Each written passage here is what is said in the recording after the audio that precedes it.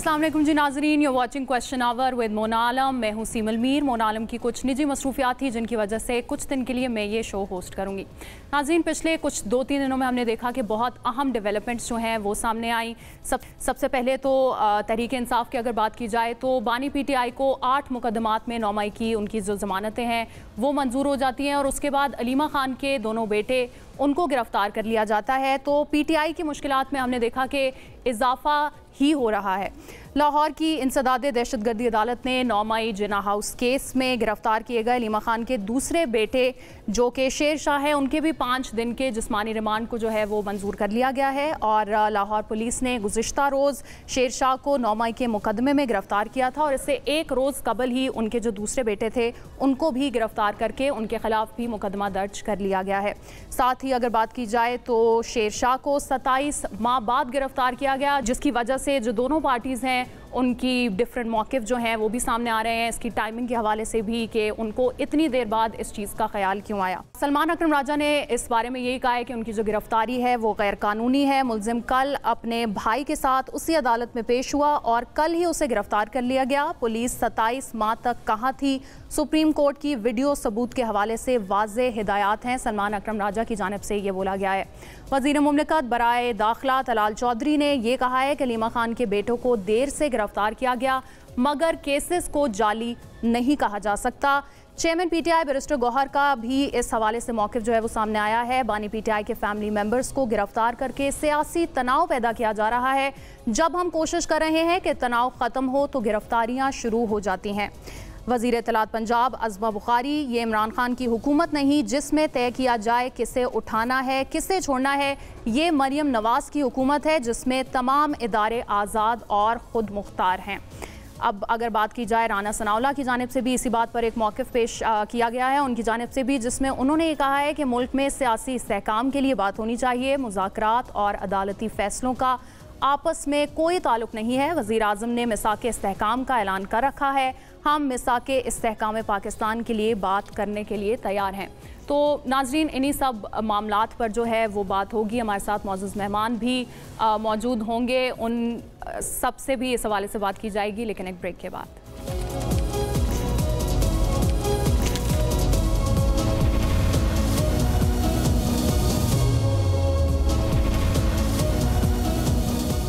Welcome back नाजरीन। मुअज़्ज़ज़ मेहमानों का इंट्रोडक्शन करा लेते हैं। हमारे साथ मौजूद है रहनुमा पीपल्स पार्टी शैला रज़ा साहिबा हमारे साथ मौजूद हैं, बहुत शुक्रिया हमें वक्त देने के लिए। साथ ही रहनुमा PTI बैरिस्टर तैमूर मलिक भी हमारे साथ मौजूद हैं, very warm welcome to you as well. और रहनुमा मुस्लिम लीग नून ताहिरा औरंगज़ेब भी हमें कुछ ही देर में ज्वाइन करेंगी।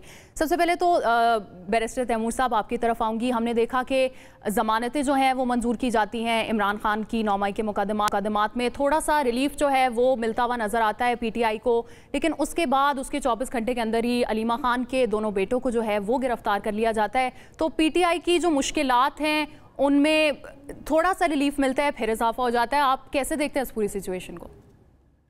बिस्मिल्लाहिर्रहमानिर्रहीम जी, देखें, जहाँ तक इमरान खान साहब की सुप्रीम कोर्ट से बेल्स का ताल्लुक है वो तो एक शुक्र है, कानून और आइन के मुताबिक एक फ़ैसला आया है। अगर ये फ़ैसला इस तरह का ना आता, रूल ऑफ कंसिस्टेंसी अप्लाई ना होता, बिकॉज सेनेटर एजाज चौधरी साहब, हाफिज़ फ़रद साहब, शेख इम्तियाज़, बाकियों की इन्हीं मुकदमात में सुप्रीम कोर्ट बेल दे चुका था, तो ये हो नहीं सकता था कि इमरान खान साहब को उसी बेसिस पे बेल ना मिले। अगर ना मिलती तो ये पाकिस्तान के फौजदारी के कवानीन के लिए और उसके लिए एक बड़ी गलत नज़ीर अच्छा, ये भी बताइएगा कि बनती। इसकी कल टाइमिंग। एक दुरुस्त फैसला किया और उसकी टाइमिंग जो है, देखें, ये तो बेलें बहुत पहले हो जानी चाहिए थी। ये मामला लाहौर हाई कोर्ट में ही बेल मिलनी चाहिए थी इसी बेसिस के ऊपर। बहरहाल हम खुश हैं कि सुप्रीम कोर्ट से एक मुनासिब फैसला आया है। अब एक जहाँ तक मुनासिब आप इसकी टाइमिंग और उसके बाद जो इवेंट्स हुए हैं, जिसमें आपने शाहरेज़ खान और फिर कल शेरशाह खान की अबडक्शन और फिर बाद में जो उनकी गिरफ्तारियां डाली गई उसकी बात की है। मैं उसमें उनका वकील भी हूँ, शाहरेज़ का दोस्त भी हूँ, तो मैं उसमें दो बातें करूँगा। एक तो बिल्कुल वो भांजे हैं इमरान खान साहब के, तो उससे यही तासुर है कि जी पॉलिटिकल विक्टिमाइजेशन हो रही है। लेकिन मैं मज़ीद ये बात करूँगा कि पहले जिस तरह शाहरेज़ को उसके घर से उसकी बीवी और कमसन बच्चियों के सामने जिस तरह कमरे से उठा के लेके जाया गया, और पहले तो ये नहीं बताया गया कि किस बेसिस पे और कौन लेके जा रहा है, तो कुछ पता नहीं। तो बड़ी अजीब सी बात थी, बिकॉज शाहरेज खान का तो पीटीआई या सियासत से कोई ताल्लुक नहीं है। वो इमरान खान साहब के भांजा जरूर हैं, लेकिन वो एक कारोबारी शख्सियत है, पाकिस्तान का एक बड़ा नामवर ट्रायथलीट है जो पूरी दुनिया में पाकिस्तान को रिप्रेजेंट करता है, ऑक्सफोर्ड ग्रेजुएट है। मतलब उसकी बिल्कुल एक डिफरेंट स्टैंडिंग है सोसाइटी के अंदर। और उस जैसे पढ़े लिखे एक ए पॉलिटिकल शख्स को भी जब आप सियासी अदावत में इस तरह लेके जाएंगे, तो जाहिर है उसका इम्पैक्ट खाली पीटीआई के ऊपर नहीं है, वो सारी जमातों से ताल्लुक़ रखने वाले जो हमारे दोस्त हैं वो इन हालात को देख कर ज़ाहिर है परेशान होते हैं। और पाकिस्तान के अंदर रूल ऑफ लॉ की जो स्टेट है उस पर बहुत बड़ा सवालिया निशान बनता है। फिर ये भी वाज़ेह बात है कि शारेज तो चित्राल मौजूद थे, अपनी बेगम के साथ भी, और अपने एक दर्जन के करीब हमारे जो और दोस्त हैं उनके साथ, उनके बच्चों के साथ अपने इन लॉज के घर के ऊपर चित्राल मौजूद थे। और वहाँ की उनकी तस्वीरें हैं। रात को शायद उनकी बेगम ने भी एक तस्वीर अपलोड की है with time stamp and location. तो उसके बावजूद जज साहब ने 8 दिन का खैर रिमांड दे दिया। फिर ये है कि जब शेरशाह खान जो हैं वो एटीसी की अदालत में साथ मौजूद थे अपने भाई की रिमांड की पेशी के लिए, पुलिस के दरमियान, प्रोसिक्यूटर सबके साथ, और वो कोई छुप भी कोई नहीं रहा कहीं पे भी। तो उनको भी फिर जैसे ही वो एटीसी की अदालत से घर गए तो घर के बाहर से उठा के ले गए। और फिर पता चला रात 12 बजे के बाद सोशल मीडिया के थ्रू कि उनकी भी उसी 9 मई के केस में गिरफ्तारी डाल दी गई है। आज उन्हें पेश किया गया, और उस पेशी पे भी ये बताया गया कि जी कल के किसी एक बयान की वजह से अब 2 साल और 4 महीने गुजर गए हैं वकवे को। और उसके बाद जो है कल के पैगाम में किसी को डाल दिया। इन्हीं जज साहब ने पहले अपने एक फैसले में कहा हुआ है कि जी इस तरह तो आप जनाब उसके केस में सारे लाहौर शहर को डाल देंगे अगले आने वाले सालों में। तो ये अच्छा कहीं तैमूर पे साहब, ये ये भी चीज़ बताइएगा खत्म होनी कि होगी। ठीक है, ये भी सुनने में आ रहा था कि क्योंकि वो बैरून मुल्क थे इसलिए उनकी पहले गिरफ्तारी नहीं हो सकी। तो टाइमिंग के अगर हवाले से ही बात की जाए तो वो ये फिर स्टांस जो है वो सामने आ रहा है कि क्योंकि वो बैरून मुल्क थे इसलिए गिरफ्तारी नहीं हुई। देखिए, मैं कानूनी तौर पे अगर बात करूं तो जहां तक दो दो की बात हो रही है, जहां तक शाहरेज खान की बात है, वो तो लाहौर में ही मौजूद थे, सारे शहर के सामने मौजूद थे, सोशल मीडिया पे अपनी एक्टिविटीज़ पब्लिकली पोस्ट कर रहे थे, because is a public person as a triathlete, और मुल्क से बाहर आ जा रहे थे, लेकिन लाहौर में ही मुकीम थे। आज तक उन्हें ना कभी किसी पुलिस की इन्वेस्टिगेशन के लिए बुलाया गया, ना उनको अदालत में, जिसमें वो क्लेम कर रही है प्रोसिक्यूशन कि 23 सितंबर 2023 का उनका नाम डाला गया था किसी सप्लीमेंट्री स्टेटमेंट में, ना आज तक इन्वेस्टिगेशन के लिए बुलाया गया, ना ही अदालत ने कोई उनको नोटिस भेजना गवारा किया। तो तो यानी ये आप ये तो कह बहुत रहे हैं बड़ा। कि एक लिंक जो है वो मौजूद है। आप ये समझते हैं कि जो ज़मानतें मंजूर हुई, इमरान खान की जो ज़मानतें मंजूर हुई, उन्हीं के तसलसल में ये गिरफ्तारियां जो है वो अमल में आई, या ये दोनों एक अलग चीज़ें हैं? नहीं, देखें, बिल्कुल एक आम तासुर यही है कि उनके तसलसल की वजह से हुई। और हो सकता है कि जो इस वक्त हुक्मरान जमातें हैं वो शायद ये तासुर देना चाह रही हों कि जी पीटीआई की के हालात कोई बेहतर नहीं होने लगे। अगर इमरान खान साहब की बेलें हो गई हैं तो उन्हें शायद किसी अक्लमंद ने समझाया कि इजी टारगेट्स ये नौजवान हैं, पहले शायद उन्होंने शाहरेज खान को उठाना ही नहीं था, शायद गलती कर ली, फिर दूसरे भाई को भी उठा लिया। तो बहरहाल ये एक बड़ा इल कंसीव्ड और लीगली जो है वो इल लॉजिकल और फ्लॉड ये प्रोसेस रहा है पिछले 2 दिनों के अंदर। ये सिर्फ उन दोनों नौजवानों को पाकिस्तान में हीरो बनाने के अलावा मेरे ख्याल में और कुछ अचीव नहीं किया गया। और कानूनी तौर पर तो ये इस रिमांड के बाद मजीद कुछ करना अदालत के लिए बड़ा मुश्किल होगा। ये नहीं हो सकता पाकिस्तान में कि एक शख्स जो है वो लाहौर में ही नहीं मौजूद, चित्राल में मौजूद है, आप उसको एक दफ़ा 8 दिन के लिए पुलिस के हवाले कर दें, फिर मजीद करते रहें या उस पर्चे में मुलविस करने की कोशिश करें, तो वो तो रिहाई ही कानूनी बनेगी। जहाँ तक दूसरे बेटे की बात है, उसको भी ये लंदन से आए हुए कई महीने हो गए हैं, और उसका तो कमाल ये है कि एफआईआर छोड़ें, सप्लीमेंट्री स्टेटमेंट, किसी भी केस के अंदर कोई नाम मौजूद नहीं है। वो बाहर बिल्कुल था पाकिस्तान से, लेकिन पाकिस्तान में वो किसी केस में रिक्वायर्ड नहीं था, इसीलिए वो बिल्कुल कल अपने भाई के लिए खुद एटीसी की अदालत में मौजूद था। अगर कोई उसको परेशानी होती तो वो ये हरकत ना करता, ना आता। तो वो तो बिल्कुल आया, और जिस तरह आज अदालत में खुद प्रोसिक्यूशन ने बताया कि कल के एक बयान के ऊपर उसको अब शामिल तफ्तीश किया गया है, तो ये सवाल तो जो हुकूमत वक्त है, वक्ती तौर पर शायद उन्होंने ये तासुर दे दिया है कि जी हुकूमत हमारी है, हम जो चाहें कर सकते हैं, जिसके साथ चाहे कर सकते हैं, ठीक है। चलें ठीक है ठीक है मान लिया। तैमूर साहब, आपका लेकिन पॉइंट आ गया। कानूनी शैला तौर रजा, पे मैं किसी आपकी को तरफ आऊंगी और आपसे भी यही सवाल करूंगी कि जिस तरह भी तैमूर साहब ने बात की कि बहुत लीगली भी नहीं था और क्योंकि ज़मानतें मंजूर हुई तो उसकी वजह से ही हुकूमत को लगा कि वो जो चाहे वो कर सकती है। आपका क्या मौक़िफ़ है और पीपल्स पार्टी का एज अ पार्टी क्या मौक़िफ़ है इस सब मामले पर? अच्छा देखिए, वैसे तो मैंने किसी से मौक़िफ़ पूछा नहीं है, लेकिन पीपल्स पार्टी मेरा दिल है और मुझे बात वही करूँगी जो मेरी पार्टी का मौक़िफ़ होगा।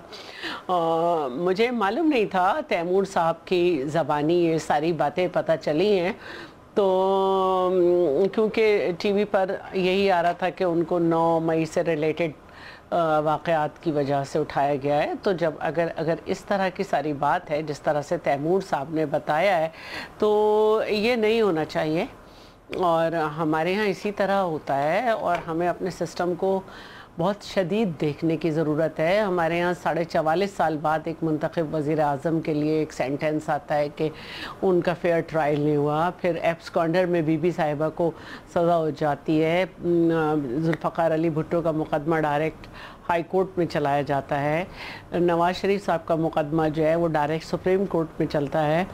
तो फिर अभी हमने देखा कि एक मुकदमा ऐसा भी बनता है कि फरियाल टालपुर साहिबा की बैंक 1 करोड़ रुपए की ट्रांजैक्शन है बैंक टू बैंक, लेकिन उनको जेल में रखा जाता है। फिर पता नहीं कौन से मुकदमे की वजह से कौन से कानून के तहत उनको 12 बजे नैब जिसने हॉस्पिटल में दाखिल किया था वो चांद रात पे घसीट के ले जाती है। और ये हमने इसमें भी देखा कि शाह महमूद कुरैशी साहब भी जो हैं वो 2 साल अब मुझे और मुकदमात का नहीं पता कि क्या रीज़न होगा कि कौन कौन से मुकदमात हैं, लेकिन 9 मई पे वो हॉस्पिटल में अपनी वाइफ के साथ थे। तो अगर इस तरह की बात है इन केसेस में भी, क्योंकि मुझे बिल्कुल नहीं मालूम, लेकिन तैमूर साहब बात कर रहे हैं पूरा पाकिस्तान पूरी दुनिया में जहाँ जहाँ देख का मामला है तो गलत। चला आपसे एक और बात भी पूछना चाहूँगी कि जो एक बिल जो है वो पेश किया गया शाजिया मरी और सैयद नवीद कमर की जानिब से पेश किया गया और नेशनल असेंबली जो है वो डिवाइडेड है। जो लॉ मेकर्स का बिल है, जो एसेट सीक्रेट रखने वाला बिल है, तो इस पर भी मौक़िफ़ बताइएगा क्योंकि PMLN और PTI जो हैं वो दोनों एक पेज पे हैं। PPP का इस पर क्या मौक़िफ़ है? देखिए 2 मेंबर हैं, उनकी तरफ से ये बिल है, ठीक है, और 2 मेंबर की तरफ से बिल है और ज़रूरी नहीं है कि पार्टी का भी इसमें विज़न हो, लेकिन अगर पार्टी का भी विज़न है तो बिल है ना, और उसको असेंबली में लाया जाएगा और उसके बाद अगर उसको सपोर्ट नहीं मिली तो ओके, नहीं आएगा फिर।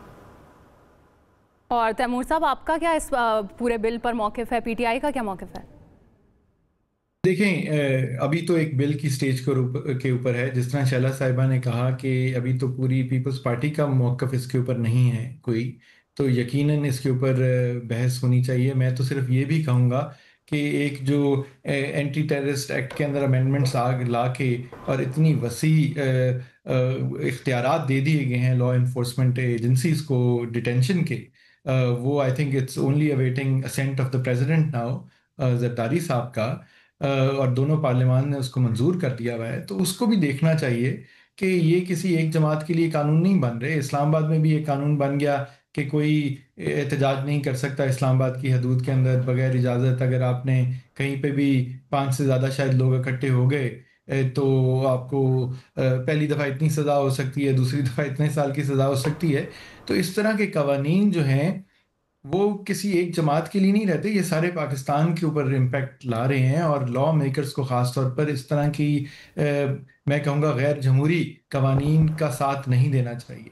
मैं शैला रज़ा साहिबा की इस बात की शैला, आप कुछ कहना चाह रही रिस्पेक्ट हैं? करता आपका हूँ कि मौक़िफ़ लेते हैं। शैला, आप कुछ कहना चाह रही हैं? उन्होंने बड़ी मुनासिब बातें की कि उन्होंने शाह महमूद कुरैशी साहब का भी जिक्र किया। बिल्कुल, मैं उनका लीड काउंसिल हूँ इन केसेस में और उनकी बरियत हुई ज़ाहिर है अर्लियर दिस मंथ 9 मई के 2 केसेस के अंदर।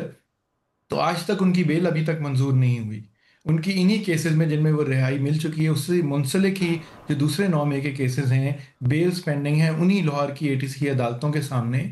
और हम उम्मीद करते हैं कि उनको वो बेल का रिलीफ भी जल्दी मिलेगा, वो जो नाहक जेल काट चुके हैं अब तक, उसके बाद बाहर आ सकेंगे और मामलात को आगे लेकर जा सकेंगे। साइफर के केस में वो पहले ही बरी हो चुके हुए थे। तो देखें ये चीज़ें तो मैं सियासी बात अमल करना से अब हमें आगे इसको लेके जाना होगा। ये जिस तरह अभी अलीमा खान साहिबा के 2 बेटों की गिरफ्तारी, पहले अबडक्शन फिर गिरफ्तारी के मामलात हैं और रिमांड लेने के मामलात हैं, इससे सियासी टेम्परेचर सिर्फ इंक्रीज हो सकता है, डिक्रीज नहीं हो सकता। और पाकिस्तान में इस वक्त बड़ी ज़रूरत है कि ठीक है, सियासी सियासी कुव्वतें मिलकर टेम्परेचर बैठें इन डिक्रीज सब। नहीं हो सकता। शैला, आप अपना पॉइंट भी बता दीजिएगा। देखिए, बात यह है कि हमने ये बात की कि हर सूबे में भी एक रेड जोन होता है, और अक्सर आपने देखा होगा कि सिंध में जब रेड जोन में कोई आ जाते हैं मुजाहरा करते हुए, तो वहाँ पे ऑटोमेटिकली इस पर अमल होता है। कायद आज़म मोहम्मद अली जिन्ना के बाज़ार के सामने हमेशा दफ़ा 144 रहती है, तो ये एक तरीक़ा होता है। इसी तरह आपका कैपिटल है, हम सब ने उसमें मुजाहरे किए, और लेकिन PTI के दौर में बाकायदा उस पर हमला आवर हुआ गया।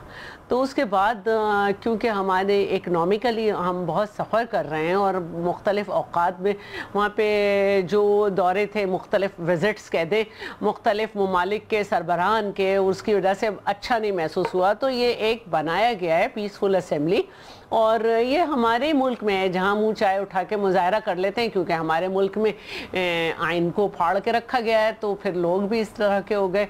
लेकिन ये तो हर जगह होता है। अच्छा, दूसरी जो बात है, आपने दहशतगर्दी वाले बिल की बात की, तो उसमें 1111EEE इसमें ए में, इसके क्लॉज में जो है वो तब्दीली पे पाकिस्तान पीपल्स पार्टी का उसका सहरा है।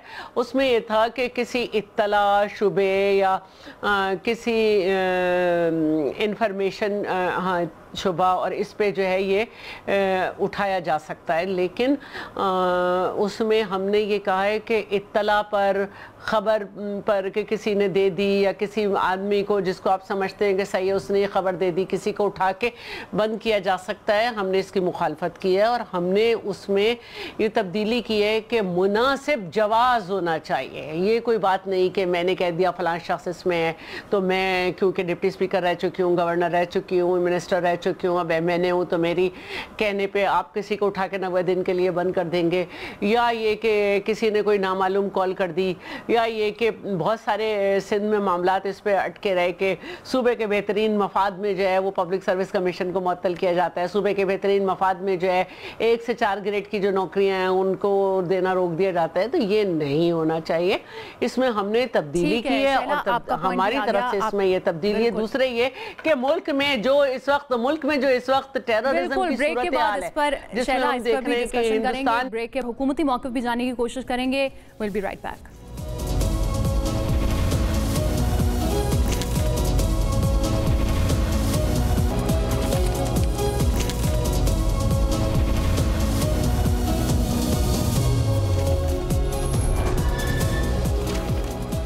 वेलकम बैक नाजरीन। हनीफ अब्बासी और राजा परवेज़ अशरफ की मुलाकात हुई है, जिनमें उन दोनों ने जो है वो यही कहा है कि हम ज़िमनी इलेक्शन जो है वो मिल के लड़ेंगे। साथ ही हमारे साथ ताहिरा साहिबा भी हमें ज्वाइन किए। हनीफ अब्बासी और राजा परवेज़ अशरफ की जो मुलाकात, जिसके बारे में हम पहले भी बात कर रहे थे, और ज़िमनी इलेक्शन जो हैं वो मिल के लड़े जाएंगे, तो इस पर क्या मौक़िफ़ है? शैला, आपसे पूछूंगी।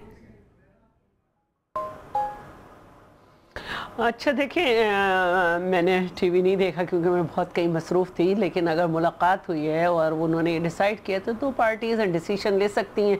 और जब अली मूसा गिलानी का ज़िमनी इलेक्शन हुआ था तो मुस्लिम लीग नून ने हमें सपोर्ट किया था। अभी इन्होंने क्या स्ट्रेटजी बनाई है कि कौन सी जगह पे साथ मिल के लड़ेंगे, कौन सी जगह की सीट किसने लेनी है, ये मुझे अभी बिल्कुल नहीं मालूम, क्योंकि सीट टू सीट ही फिर एडजस्टमेंट हुआ होगा।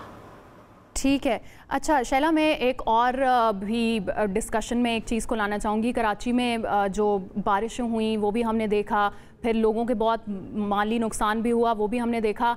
तो इस सारी सिचुएशन को अगर देखा जाए तो आपको लगता है कि एक बहुत रिएक्टिव सी जो है वो गवर्नमेंट बन चुकी है, कि जब कोई मसला पेश आएगा तब हम उसका हल जो है वो निकालेंगे। तो इस सारी सिचुएशन पे पीपल्स पार्टी जो है उसके क्या इंतज़ामात हैं इस हवाले से?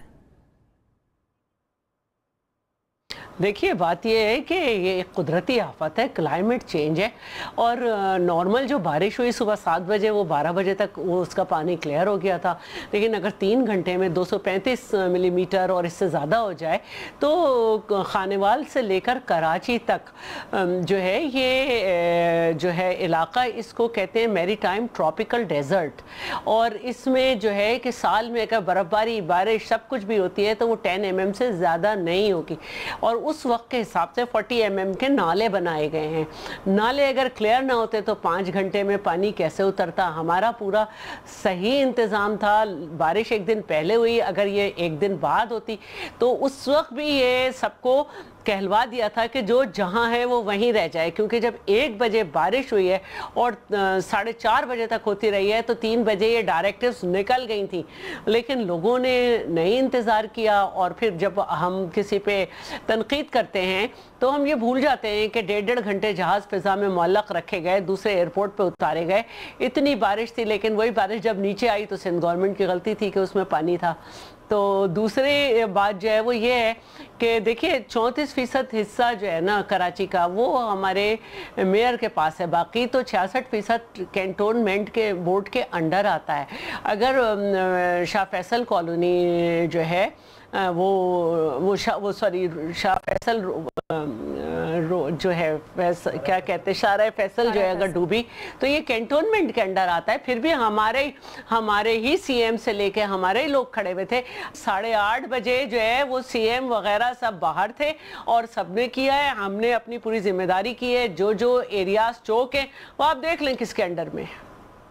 ठीक है, फिर इसी सारी बात पे फिर ये भी बात आ जाती है कि बेहतर गवर्नेंस के लिए फिर सूबे बना दिए जाएं। ये भी बातें आती है कि कराची को पूरा एक अलग सूबा बना दिया जाए।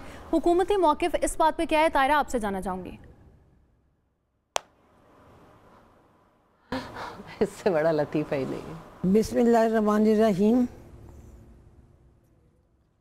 देखिए, कराची की आबादी बहुत बढ़ चुकी है और कराची को पीपल्स पार्टी बहुत अच्छे तरीके से बहुत सालों से मैनेज भी कर रही है। ये नहीं कि सुबह सिंध में काम नहीं होते या सुबह सिंध में लोगों को रिलीफ नहीं मिलता या सुबह सिंध की कोई सेहत या एजुकेशन या कोई और ऐसा इंफ्रास्ट्रक्चर है कि जो सही नहीं। हमें तनकीद बराए तनकीद नहीं करनी चाहिए। ये क्लाइमेट चेंज की वजह से बारिशें, बेमौसमी बारिशें, ज़्यादा बारिशें, फ्लड्स, ये सब कुछ एक दुनिया में, जैसा कि सबको पता है, पाकिस्तान इस वक्त तमाम तरफ से पूरा पाकिस्तान क्लाइमेट चेंज की जद में है और इसके लिए दीगर लोगों को भी हमारी मदद करनी चाहिए। तो कराची का जो स्ट्रक्चर है, इंफ्रास्ट्रक्चर है, अब जैसे रावलपिंडी है, जैसे मरी है, जैसे हमारी ये पहाड़ों की इर्द गिर्द जो शहर हैं, वहाँ पे ड्रेनेज का ये होता है कि ऊंचे नीचे हैं, बारिश का पानी ढलवान में जाता है, कुदरती तौर पे नालों में जाता है और नाले साफ़ किए जाते हैं, निकासी हो जाती है। कराची का जो शहर है वो एक मैदानी इलाका है। मैदानी इलाके में कहीं पे पानी रुक जाता है, कहीं पे चल पड़ता है, कहीं पे जमा हो जाता है, कहीं पे ख़त्म हो जाता है। तो ये तमाम एक कुदरती तरीक़ाकार है पानी की निकासी का। कराची शहर की जो बनावट है, कराची कायद का शहर है, बहुत पुराना शहर है और उसके लिए जिस तरह से पीपल्स पार्टी पूरे सिंध को मैनेज करती है, मैं तो उनकी बड़ी तारीफ़ करती हूँ, क्योंकि उनके वज़ीर आला भी बड़े मेहनती हैं, मुराद अली शाह साहब, उनकी पूरी कैबिनेट, उनके MNAs, उनके MPAs, हम उन्हें देखते रहते हैं, हमारा बड़ा करीबी रब्ता होता है उनसे। कोई भी किसी किस्म की मुश्किलात हों, वो सबसे बड़ी बात यह है कि वो मिल बैठते हैं और मसले का हल निकालते हैं और जरदारी साहब की सरबराही में वो बेहतर से बेहतर फैसले उनके तजर्बे से करने की कोशिश करते हैं, जिसमें अब बिलावल भुट्टो जरदारी भी अपनी इनपुट डालते हैं, फरियाल तालपुर साहिबा भी डालती हैं, दीगर लोग भी डालते हैं। तो कराची सूबा बने या ना बने, ये पीपल्स पार्टी जो इस पर इस वक्त हुक्मरानी कर रही है और पीपल्स पार्टी इंतजामात कर रही है, ये उनसे पूछना चाहिए सवाल कि क्या वो कराची को एक अलग सूबे के तौर पे देखना चाहते हैं या नहीं। जिस जमात की वह हुकूमत है, ये सवाल उनसे मुतल्का है। अगर वो इस तरह से बेहतर फील करते हैं, उन्हें सुबह सिंध एक चाहिए, तो मैं ये कभी नहीं कहूँगी कराची अलग सूबा बने। अगर आप कभी नहीं चाहेंगी, अलग सूबा बनाना चाहते हैं, अलग सूबा बनेगा, हालात बेहतर होंगे, तो ये भी उन्हीं का डिसीजन है, ये उनकी सवाबदीद है। जिस तरह से वो चाहेंगे कराची के लोग, उस तरह से कराची का फैसला होगा। ठीक है, बिल्कुल पीपल्स पार्टी का डिसीजन है। तारा साहबा, ये भी बताइएगा कि अभी हनीफ अब्बासी की और राजा परवेज़ अशरफ की मुलाकात हुई, जिसमें उन्होंने ये कहा कि जो ज़िमनी इलेक्शन है वो मिल के लड़े जाएंगे, तो इस पे क्या पॉइंट ऑफ व्यू है? देखिए, मुझे इस बारे में इल्म नहीं है, ये क़यादत का फैसला है। कायद मोहम्मद नवाज शरीफ साहब हैं पार्टी के, जो फैसला वो करेंगे, जो प्राइम मिनिस्टर पाकिस्तान फैसला करेंगे, उसके मुताबिक ज़िमनी इलेक्शन लड़ा जाएगा। मेरी इस बारे में कोई खबर है नहीं। ठीक है तैमूर साहब, अब आपकी तरफ आऊँगी। एक ख्वाजा आसिफ का एक ट्वीट है जिसमें उन्होंने कहा है कि सैलाब व बारिश की तबाहकारियों से जिस तरह KP की हुकूमत एक्सपोज हुई, शायद ये कुदरत की तरफ से मुहासबे की शक्ल थी, और 13 साल की हुक्मरानी की बदनुमा शक्ल सूबे और सारे मुल्क के सामने जो आ चुकी है, ये कहा गया। तो एक तरफ फिर कहा जाता है कि जी ये कुदरती आफात हैं, लेकिन KP हुकूमत की जानिब से हमने देखा कि बहुत सी सैलाब की वजह से तबाहकारियाँ जो हैं वो सामने आई। तो अगर सूबों की बात मैं आपसे भी करूँ तो क्या आपका भी ये मौक़िफ़ है सूबों वाले मामले के पर, या पार्टी का ये मौक़िफ़ है?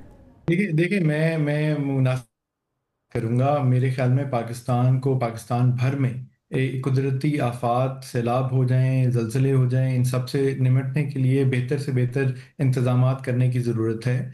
हमारे NDMA PDMA इसके स्ट्रक्चर्स बन चुके हैं, लेकिन उनको शायद मज़ीद वसाइल चाहिए। हमारा रेस्क्यू 1112 पंजाब में, जो कि चौधरी परवेज़ इलाही ने इनिशियली शुरू किया, वो एक निज़ाम फैलता गया और बेहतर हो चुका है। दूसरे सूबों में अभी सूबे भर में इस तरह के रेस्क्यू ऑपरेशंस की कैपेसिटी नहीं है। देखें, जो पंजाब की बात है, लाहौर, हम बड़े खुशकिस्मत हैं, हम में से वो लोग जिनकी लाहौर में भी रिहाइश होती है, और सारा लाहौर के इंतज़ामात बड़े अच्छे होते हैं। हर हुकूमत में एक बेहतर तरीके से बाकी मुल्क के मुताबिक चलते रहे हैं। लेकिन आप ये देखें कि पंजाब सिर्फ लाहौर नहीं है। हम जनूबी पंजाब की अगर बात करें, मेरा ताल्लुक मुल्तान से है, लेकिन मुल्तान से आगे अब DG खान की कोट अद्दू, लिया, मुजफ्फरगढ़, इन जगहों की बात करें तो अब वहाँ पे खदशा है कि आने वाले 2 हफ्तों के अंदर सैलाब आ सकता है। अभी से मैं कह रहा हूँ, ये रिपोर्ट्स हैं सोशल मीडिया के ऊपर एक्सपर्ट्स की। तो उससे निपटने के लिए उन तबाहकारियाँ जो हमें नज़र आ रही हैं, पंजाब हुकूमत क्या कर रही है, ये एक हमें देखना होगा। और मेरी गुजारिश भी होगी, ख्वाहिश भी होगी कि अल्लाह करे पंजाब हुकूमत उन मामलात को बड़े अच्छे तरीके से हमारी आवाम की सेफ्टी के लिए, उनकी जानो माल की हिफाजत के लिए बेहतरीन इंतज़ाम कर सके। सिंध में भी इशू ये है कि पाकिस्तान का इंडस्ट्रियल स्टेट, पाकिस्तान का बिजनेस नर्व सेंटर कराची है। कराची के हालात वो किसी को बताने की ज़रूरत नहीं है, वो आपके सब चैनल्स ने चलाए हैं कि सिर्फ बारिश से ही क्या हाल हो गया। कराची वो शहर है दुनिया का जिसका कुछ और शहरों के साथ कहा जाता रहा है कि ये तो पानी के वाटर लेवल के इंक्रीज के साथ इसके बहुत सारे एरियाज़ को बहुत खदशा है। इसके ऊपर इंटरनेशनल रिपोर्ट्स मौजूद हैं, उसके बावजूद हम सीख नहीं पा रहे हैं। तो खैबर पख्तूनख्वा की खाली बात नहीं है, और खैबर पख्तूनख्वा में तो एक एक्चुअल लैंडस्लाइड्स का, वाटरफॉल्स का और बाकी चीज़ों का एक नेचुरल टेरेन ऐसा है जहाँ पे ज़ाहिर है मसाइल ज़्यादा हैं।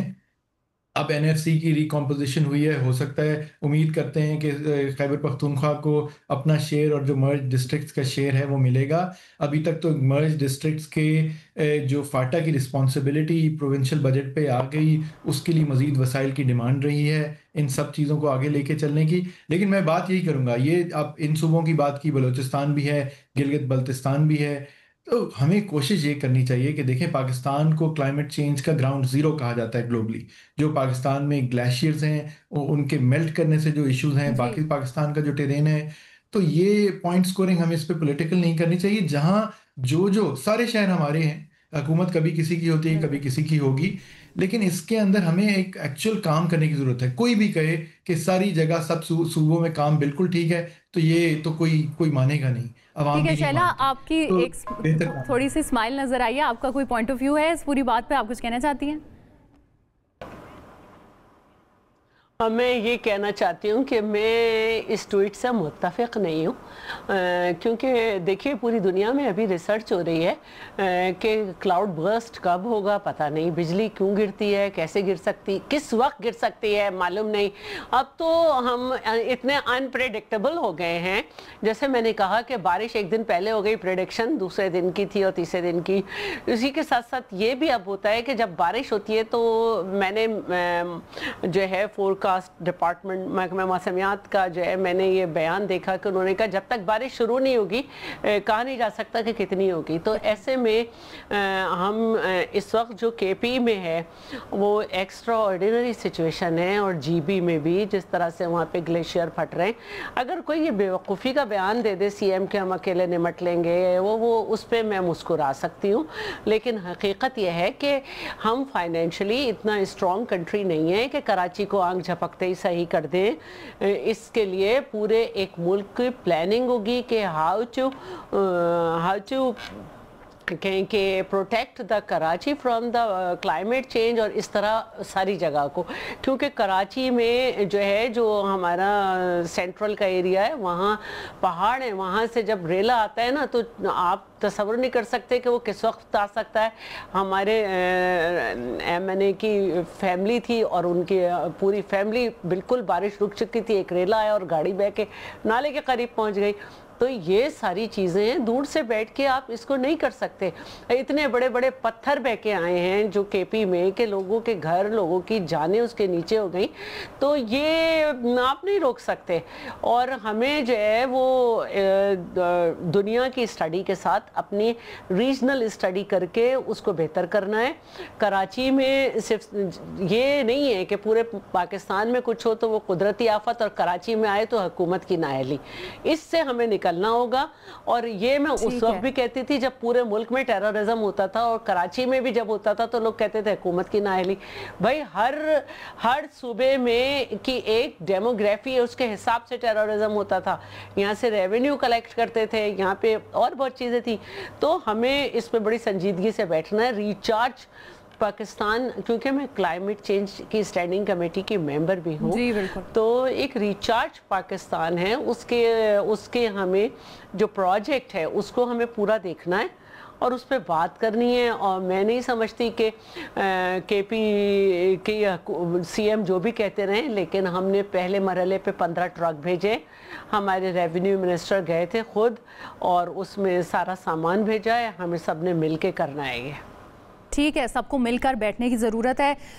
नाजरीन, एक और चीज़ जो सामने आई है, वज़ीर आज़म के मुशीर बराए सासी अमूर राना सनाउल्लाह की जानिब से ये कहा गया है कि हमें कोई एतराज़ नहीं है बानी पीटीआई को 2-2 AC दिए जाएं, सुबह दोपहर और शाम का खाना भी PC से मंगवाएं। इमरान खान को जेल में जिन सहूलियात का इस्तेहकाक है गवर्नमेंट की तरफ से, हमारी तरफ से उनको वहाँ पे 2-2 AC लगा के दें, हमारी तरफ से उनको सुबह दोपहर शाम बेहतरीन खाने भले PC से मंगवा के दें। ये जो प्रोपेगेंडा किया जा रहा है ना, ये गलत है। उन्हें वहाँ पे जो सहूलतें उनकी टाइटलमेंट है उसके मुताबिक उन्हें मिल रही है। तैमूर साहब क्या कहेंगे? फिर ये कहा जाता है कि पीटीआई प्रोपेगेंडा कर रही है, इमरान खान साहब को सारी सहूलियात जो हैं वो मिल रही हैं जेल में, ये क्या मामला है? इस पे ये मेरे से सवाल कर रही हैं जी आप या किसी और से? देखिए, मैं इस पे कहूँगा, राना सनाउल्लाह साहब ने ये बात की है, बड़ी अच्छी बात है, तो मैं उनको कहूँगा ऐसी तो बहुत दूर की बात है, वो मुलाकातें तो करने दें। वो तो 5 लोगों का नाम का एक प्रोसेस एग्री हुआ है अडियाला जेल के साथ, जो कि नून लीग की हुकूमत पंजाब में है, उसके अंडर आता है इस्लामाबाद हाई कोर्ट के थ्रू।